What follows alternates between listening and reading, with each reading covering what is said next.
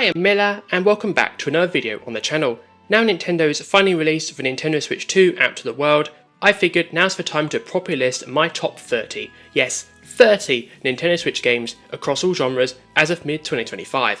This includes JRPGs, visual novels, platformers, and so much more. If I love it enough to rank it and it's on Switch, it's in this video. Also, I'm using this video to experiment with affiliate links a bit, so if any of the games I mention in this video interest you and you want to and can afford to get a copy yourself, affiliate links are down in the description below. Anyway, please like, comment, subscribe, adding a booty stuff and so forth. Let's get straight into the list. Kicking off at number 30 is the Etrian Odyssey Origins Collection, released by Atlus in 2022. The grand return of Etrian Odyssey on modern platforms began with the Etrian Odyssey Origins Collection, a remaster pack that bundled the first 3 Etrian Odyssey games on the DS into one release, that featured brand new quality of life improvements and a new single-screen gameplay style, something that fans were concerned Atlus would not be able to pull off. Now, I've been a huge fan of Etrian Odyssey for well over a decade now, so I have a lot of respect for this pack for confirming the franchise does indeed have a future, and I look forward to seeing where Atlus takes the Etrian series from here. Moreover, this pack is how I fully experienced Etrian Odyssey 3 and helped turbocharge my channel back in 2023, so that connection also qualifies it for this list. So if you haven't watched those videos yet, go watch them and also play these games, because Etrian Odyssey is incredible and you deserve to play them. Coming at number 29 is Golf Story. Australian developer Sidebar Games was one of the first indie devs to fully commit to the Nintendo Switch with a brand new exclusive RPG.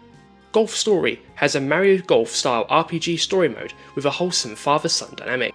This is a feel-good yet challenging golf-based RPG with a charming art style. I really enjoyed my time with this game and it deserves the critical and commercial acclaim it receives. Sidebar Games did license Golf Story for physical release via Limited Run Games and the sadly defunct B-Side Games a while back, which is how I played through the game. And I do hope Sidebar brings another physical release of Golf Story to the world, alongside its sequel, Sports Story, and even ports to other platforms including PC, because Golf Story deserves to be played by as many people as possible. And if you haven't picked up Golf Story yet, and you have a Switch, do pick it up, it's fantastic.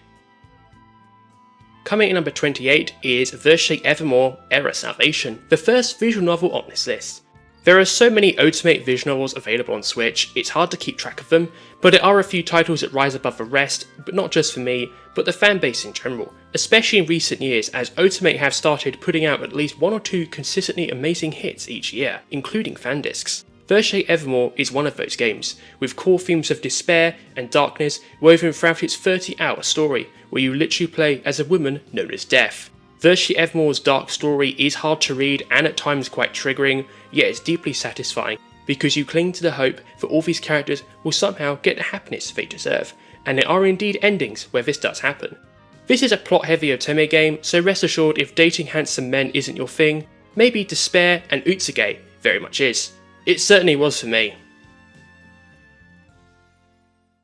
Coming at number 27 is the Atelier Dusk Trilogy. Thanks to the rise of the Nintendo Switch, the Atelier series soared to new heights. With over 9,000 full-length Atelier RPGs available on the platform, I've still got a lot of catching up to do, so in the meantime I'm going to give this slot to the one trilogy I've completed, which does remain a fan favourite, the Dusk Trilogy. I love the Atelier Dusk Trilogy because it's a real-time looking glass into the evolution of the Atelier series, beginning with Atelier Ayesha, which closely resembles the stressfully chaotic gameplay loop from the Arlen games that was quite divisive back in the day. Whereas on the other end, you get Atelier Shallie, which is closest to the more cosy, relaxed vibes you see in the Mysterious and later Riser games. Escha and Logy, the second game in the trilogy, is by far my favourite, and still holds up well today. I felt Escha and Logy got the cozy vibes perfect, and the gameplay and the visuals is just so gorgeous. While I do recommend the whole trilogy, if you only play one of the games, it's gotta be Escha and Logy, and that game even got an anime adaptation, which is quite rare for Atelier. What also makes this release notable is that Koei Tecmo published a physical release of the Atelier Dusk Trilogy in Asia, which is the best way you can get hold of this series physically nowadays. It is quite expensive, but considering you're getting 3 full-price RPGs, it's worth the price of entry. If only the Arlen Trilogy got another physical release in English, because there's currently no way to play those, but anyway, I digress. Coming at number 26 is Ys 8 Lacrimosa of Dana from Falcom. When it comes to the Ys series, there's no better starting point than Ys 8 Lacrimosa of Dana. When Adel and co are shipwrecked on the Isle of Siren, a 40+ hour epic adventure begins. and Ys 8 features one of the most consistently amazing video game soundtracks, an easy to grasp yet challenging to master action combat alongside one of the best world maps in JRPGs, which is packed full of diversity. Moreover, Ys 8 has a fantastic story, with Dana herself remaining one of the best Falcon heroines, while the other members of Adol's supporting cast are also fantastic. Back in 2018, the Switch version was the best way to experience Ys 8, thanks to localization controversies that impacted the other platforms. That's how I played the game back then, and while there are better ways to do so nowadays, the Switch version still holds up as a great option today, and from what I've heard it does run better on the Switch too. So if you haven't played Ys 8 yet, I highly recommend it. Coming at number 25 is the House and Fata Morgana Dreams of the Revenants edition. Yep, the perfect 10 out of 10 game, at least in the past. And that's what a lot of people know about the House and Fata Morgana. Literally that it was a perfect score on Metacritic. But it deserves all the love and praise. And you know there's nothing like Fatamoru across all of gaming, not just visual novels, including its distinctive art style, the gorgeous gothic soundtrack, and its deep, powerful messaging. So why isn't this game any higher? Simply because I haven't finished all the content, which should speak volumes about the original Fata Morgana's base quality by itself.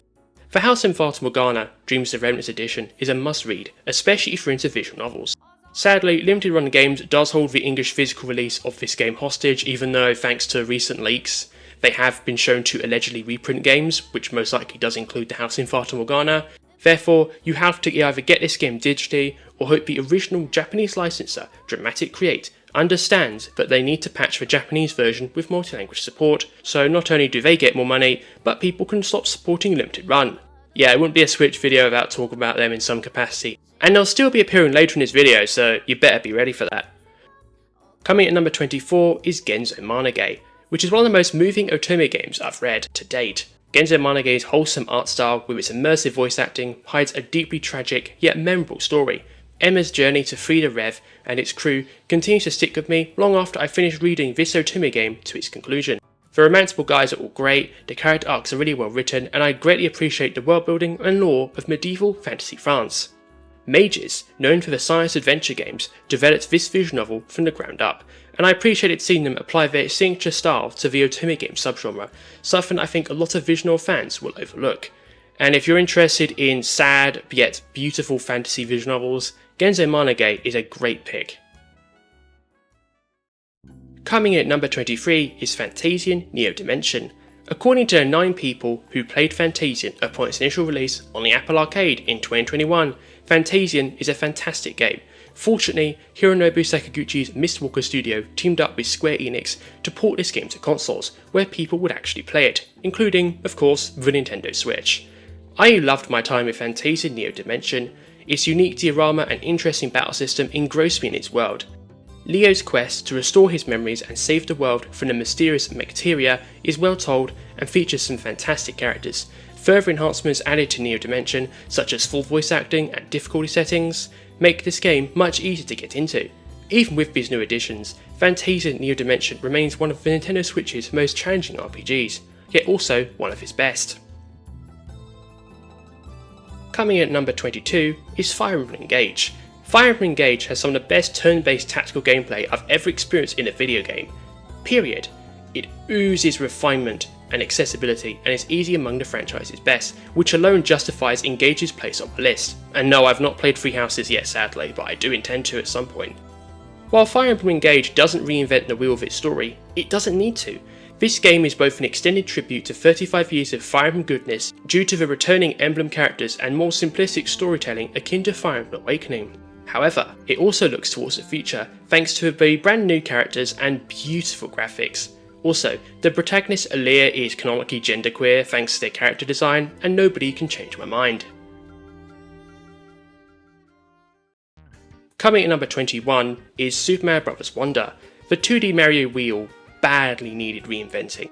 Not because 2D Mario was bad, but more so it was extremely stale thanks to the new series running its course. Therefore, when Nintendo revealed Super Mario Bros. Wonder with its new trailer in 2022, I immediately knew I was going to enjoy it. Mario Wonder is a perfect case study as to why large companies must let their developers cook. Almost every stage in Mario Wonder introduces or builds on something new, such as the elephant power-up, the Wonder Flower variants of each stage, and the new enemies. Mario Wonder not only brought back 2D Mario for the modern era, but revived it in such a way that some people consider it on par with, if not better than, Super Bros. 3 and World from the old consoles.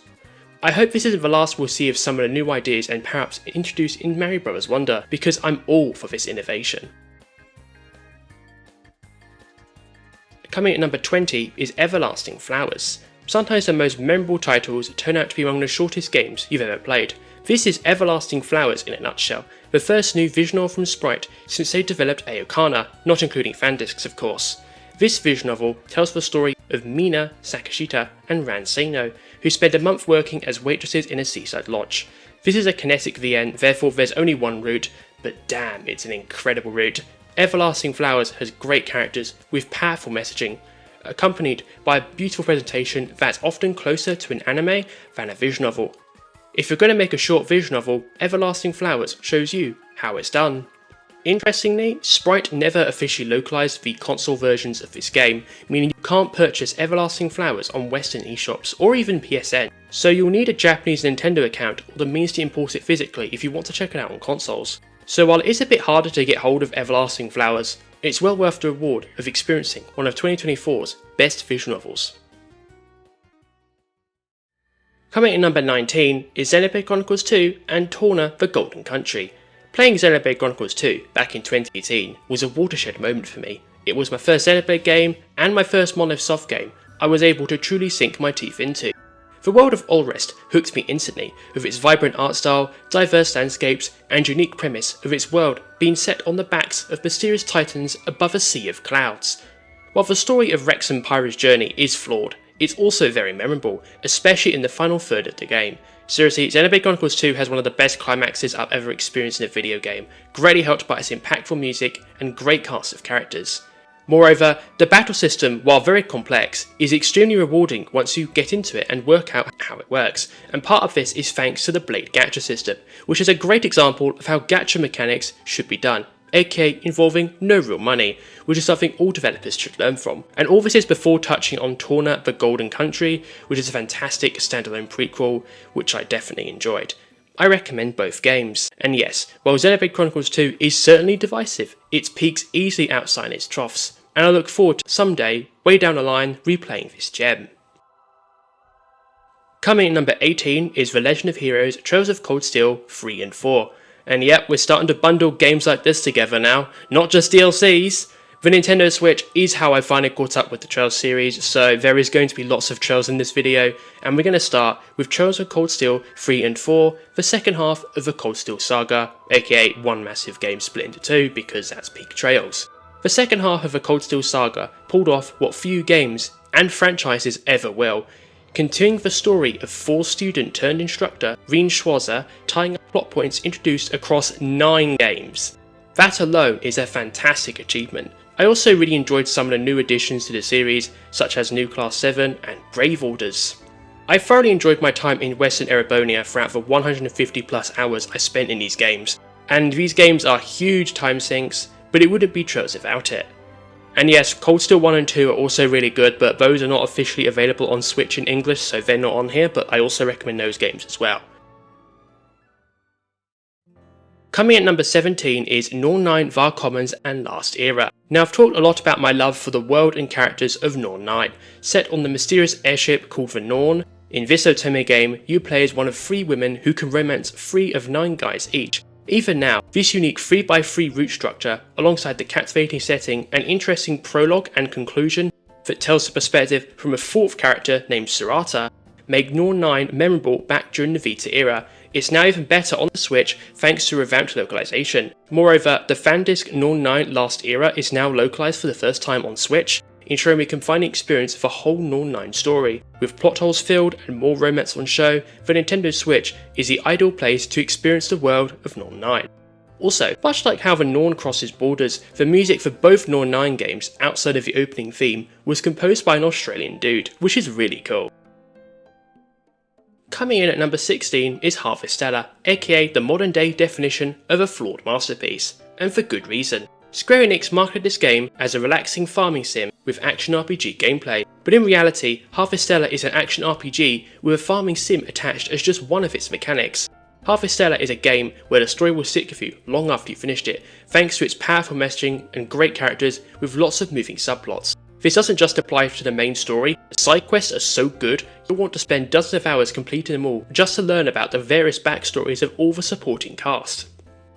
Harvestella is a game that, while you can tell Square Enix gave it a very strict budget, the money was allocated very well, including paying Go Shiina to compose one of his best works. Moreover, this game features Square Enix's first VIII pronoun selector in the character creation, which is always a win, and yes, I will always talk about that whenever I bring up this game, purely because it will piss off certain people. Over time, Harvestella will become a cult classic in the same way The World Ends With You was back on the Nintendo DS. This rising fan demand is why I believe Square Enix will return to this franchise in the future in some way.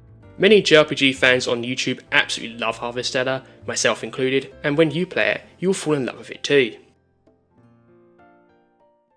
Hi everyone, I want to thank you all so much for getting to this point in the video. If you haven't done so already, please leave a like, a comment and subscribe. That would really help the channel out. Thank you so much everybody. Now let's get back to the video. Coming at number 15 is Nightshade, which has a few unique accolades under its belt. It was the first Japanese exclusive visual novel import game across all platforms, the first D3 publisher otome game to ever get an English localization, and also one of my personal favourite otome games to date, hence why it's on this list.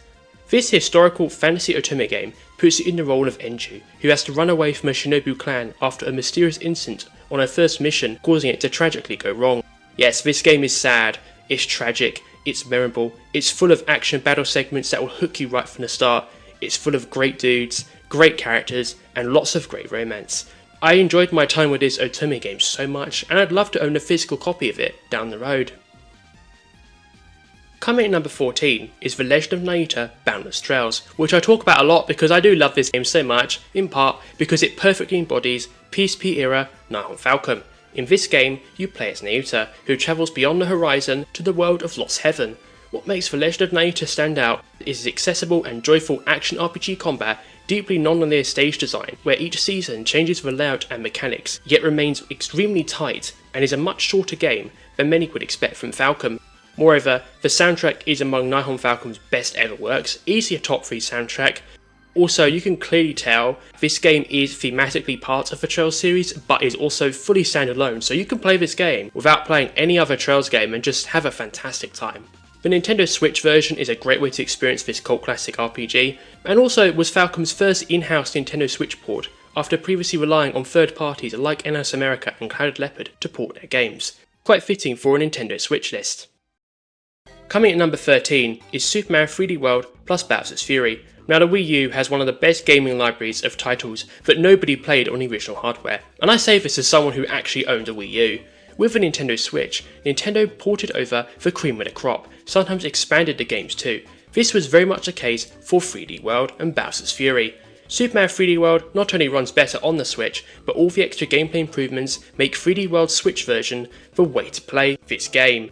Mario 3D World not only built on the formula Nintendo established in 3D Land on the 3DS, but also brought so many ideas of its own to the table, such as the iconic Double Cherry and Cat Mario power-ups. Oh, and a certain playable 5th character in the post-game, if you know who she is, you know. Moreover, the 3D Mario team developed Bowser's Fury, essentially a what-if Mario Odyssey-esque DLC kingdom, which is worth the price of admission by itself. It's a really charming experimental title that we don't see too much of outside of new IP nowadays within Nintendo. Both games are so much fun, so charming and memorable and easy to get into and play, and I highly recommend them. Coming at number 12 is Xenoblade Chronicles Definitive Edition. When I played the opening hours of Xenoblade Chronicles on the Wii many years ago, I was a bit overwhelmed and put the game down quite quickly. This was thanks to my relative inexperience with RPGs and not being able to put the time in required to fully get to grips with the game, how it plays and its world. Therefore, it was lovely to return to the game a decade later with the Nintendo Switch Definitive Edition and finally experience this masterpiece with a better understanding of RPGs, Xeno, and the added accessibility features found in this release. Xenoblade Chronicles tells a gripping story set on the backs of 2 titans filled with vast sprawling landscapes, entire areas that take hours to explore, satisfying combat, and lots of unique monsters. The more anime-esque art style brings Xenoblade Definitive Edition closer to Monolith's original vision back in 2010. The new future-connected bonus story on the previously scrapped Bionis shoulder is the icing on the cake. Xenoblade Chronicles is a must-play RPG. You don't have to play any other game in the Xeno series to enjoy this one. Xenoblade 1 does serve as a great starting point for people looking to check out the wider Xenoblade franchise. Coming at number 11 is Celeste, an indie darling, and for good reason. It's a near flawless blend of well-designed precision platforming. It reminds me a lot of Donkey Kong Country, both thanks to its ingenious design, the sheer variety of landscapes, and its amazing soundtrack. Celeste's memorable story oozes both neurodiversity and queer inclusion, something I deeply relate to. I originally purchased the limited run games release because Extremely OK Games partnered with them at the time, but thanks to relentless demand from fans, you can now easily purchase Celeste physically at retail worldwide, including in Europe for the first time, all for under £2 in a sale across all formats. It doesn't matter how you play this game, just play this goddamn masterpiece. We're moving into the top 10 of this list now, starting with the Utawarerumono Trilogy. Now I'm kind of cheating with this entry, not just because I'm covering a whole trilogy in one spot, but also because the Utawarerumono Trilogy is not officially available in English at the time of recording this video in late June 2025. But I'm confident that AC Plus will eventually release the Switch ports of this beloved franchise in English. All fans will patch it, whichever happens first, therefore I'm including it here. Prelude to the Fallen, Mask of Deception, and Mask of Truth are visual novel strategy RPG hybrids that feature incredible world building, memorable characters, and satisfying strategy RPG battles. Many people who love the Utar games came for the story, but stayed around for the gameplay. And there's lots of gameplay, especially in the post-game for each title. These Utawarerumono Switch ports are technically on par with the PC versions, making these versions the best way to experience the series outside of PC and Steam Deck. And you really should check out these games, no matter what. They're fantastic and memorable. Coming in number 9 is Mario Kart 8 Deluxe, which you already know what this game is. It's such a big game, such a major franchise, so I'm just going to explain my experiences with this game. Now, I bought a Wii U to play Mario Kart 8 back in 2014. I love this game and bought the DLC for the Wii U version, and also got the game soundtrack back when it was on Club Nintendo. When I got the Switch, I also got Mario Kart 8 Deluxe when I first got the console, and then the Booster Course Pass when that came out, and enjoyed that, despite its controversies. Mario Kart 8 Deluxe is objectively the best Mario Kart game to date, with a near perfect combination of everything that came before it, with a mountain of content that will hold up long after Nintendo officially stops selling the game. Moreover, there's an awesome custom track modding scene too, which I look forward to checking out properly down the road. Seriously, Mario Kart modding is fantastic and really extends the life of these games. Just look at Mario Kart Wii! Coming at number 8 is Persona 4 Golden. With Atlus recently announcing a full remake of Persona 4 for other formats, I can now confidently rank one of my favourite RPGs of all time high on my Nintendo Switch list. Set in a fictional rural Japanese town, Persona 4 Golden tells the story of the Inaba TV investigation team's quest to solve a murder mystery, aka one of the best video game stories of all time, accompanied by a fantastic cast of characters that I've talked about elsewhere on this channel in multiple videos, including its own full retrospective. Sadly, Atlus chose to work with limited run games for a physical release, so you'll have to pick this game up digitally or hope for a reprint, but I wholeheartedly recommend that you experience Persona 4 Golden no matter what form it takes. Coming at number 7 is Animal Crossing New Horizons, which was my first Animal Crossing game and remains my most played Nintendo Switch game to date, which I never expected when I first picked it up. I had so much fun playing Animal Crossing New Horizons with my friends back in 2020 and 2021, you can probably guess why.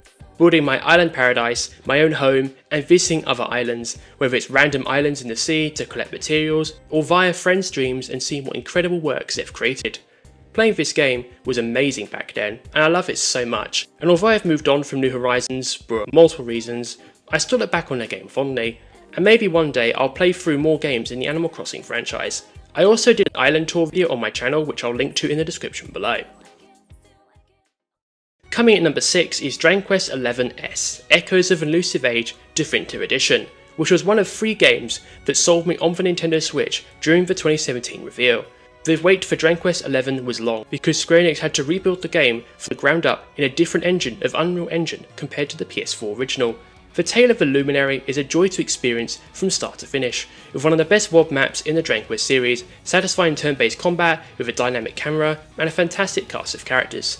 Most of the exclusive content from the 3DS version also made it in here, making this the ultimate version to play. And yes, this game is just so relaxing to play, especially in Act 3 when it fully opens up.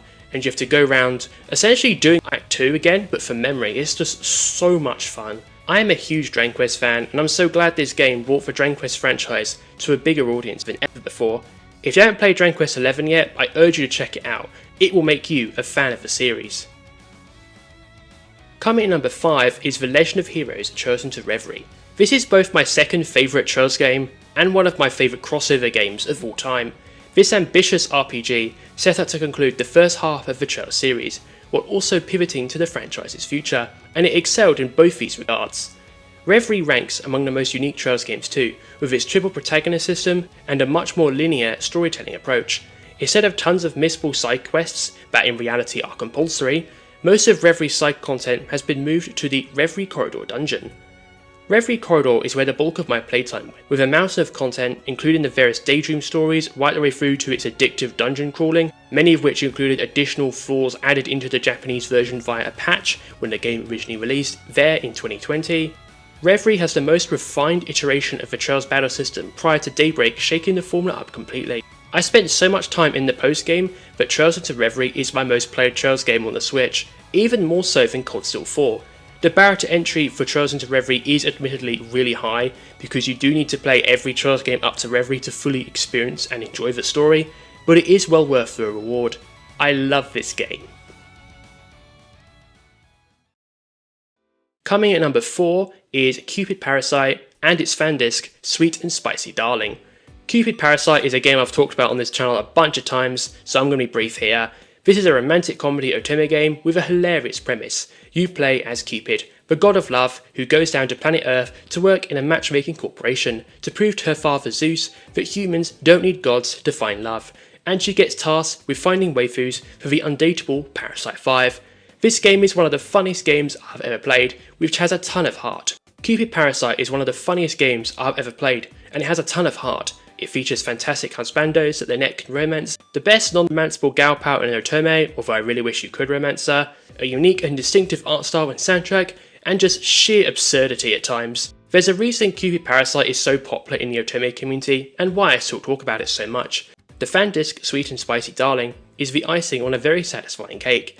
If you're looking for romantic comedy visual novels or just funny games in general, I recommend both these titles, and I also have full videos about both of them on the channel, so go check them out.